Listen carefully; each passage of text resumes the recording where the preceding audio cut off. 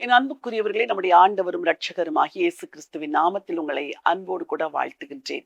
கிறிஸ்துவின் பாடுகளை தியானிக்கிறோம்.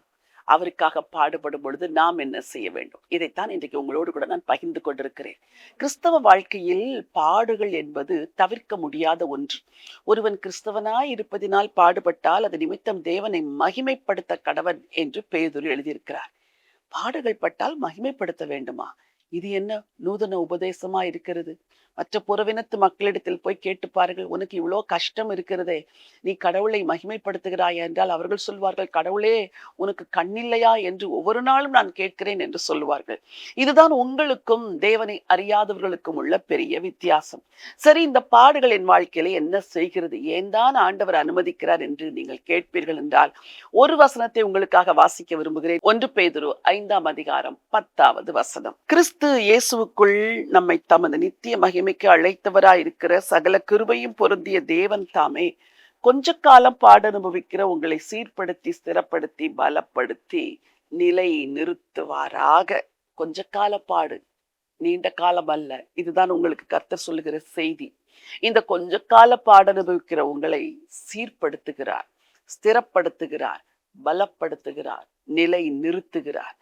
உங்கள் வாழ்க்கையிலும் உங்களுக்கே தெரியாமல் இருக்கிற சில சீர்கேடுகள் இருக்கிறது, அதை ஆண்டவர் சீர்படுத்துகிறார்.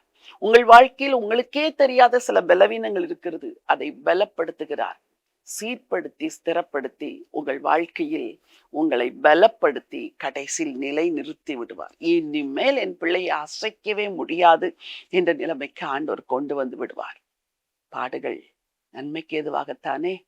இனிமேல் முறுமுறுக்க மாட்டீர்களே. இன்னைக்கு நன்றியோடு கர்த்தருக்கு துதி செலுத்துங்கள். என்னை சீர்படுத்தும், ஸ்திரப்படுத்தும், பலப்படுத்தும், நிலைநிறுத்தும், பாடுகளின் வழியாய் என்னை உருவாக்கி உயர்த்தும் என்று சொல்லி கர்த்தரிடத்தில் ஒப்புக் கொடுங்கள். கர்த்தர் அருமையாய் நடத்துவார். ஜெபிக்கலாம். பரலோகத்தின் தேவனை, உன்னதமான ஆண்டவரே, உம்முடைய ஜீவனுள்ள வார்த்தைகளுக்காக ஸ்தோத்திரம். கொஞ்ச கால பாட அனுபவிக்கிற உங்களை சீர்படுத்தி ஸ்திரப்படுத்தி பலப்படுத்தி நிலைநிறுத்துவார் என்று நாங்கள் வாசிக்கிறோமே. உங்க ஜனங்களை சீர்படுத்துங்கப்பா, ஸ்திரப்படுத்துங்க, பலப்படுத்துங்கப்பா, நிலைநிறுத்துங்க. உங்க நாம மகிமைக்கென்று உடைய ஜனத்தை ஆசீர்வாதமாக மாற்ற வேண்டும் என்று ஜெபிக்கிறேனப்பா. உங்களுக்கு நன்றி, நன்றி. இன்னும் இந்த உலகமெல்லாம் எத்தனையோ ஜனங்கள் பாடுகளின் வழியே கடந்து செல்கிறார்கள். இந்த பாடுகளின் மத்தியிலே நிலைத்து நிற்க அவர்கள் எல்லாருக்கும் பலனும் கிருபையும் தாங்க. வலது கரத்தை நீட்டி ஆசீர்வதிக்கும்படி ஜெபிக்கிறேன். ஆண்டவரும் இரட்சகருமாம் இயேசு கிறிஸ்துவின் நாமத்தில் வேண்டிக் கொள்கிறோம், ஜீவனுள்ள நல்ல பிதாவே. ஆமென், ஆமென். எனக்கு அன்பானவர்களே, ஆண்டவர் உங்களை சீர்படுத்தி ஸ்திரப்படுத்தி பலப்படுத்தி நிலைநிறுத்துவார். அவரை நம்புங்கள். உங்கள் வாழ்க்கையில பெரிய காரியங்களை செய்வார். இந்த நினைவோடு இந்த நாளை துவங்குங்கள். இந்த நாள் ஒரு வெற்றி நாள். God bless you.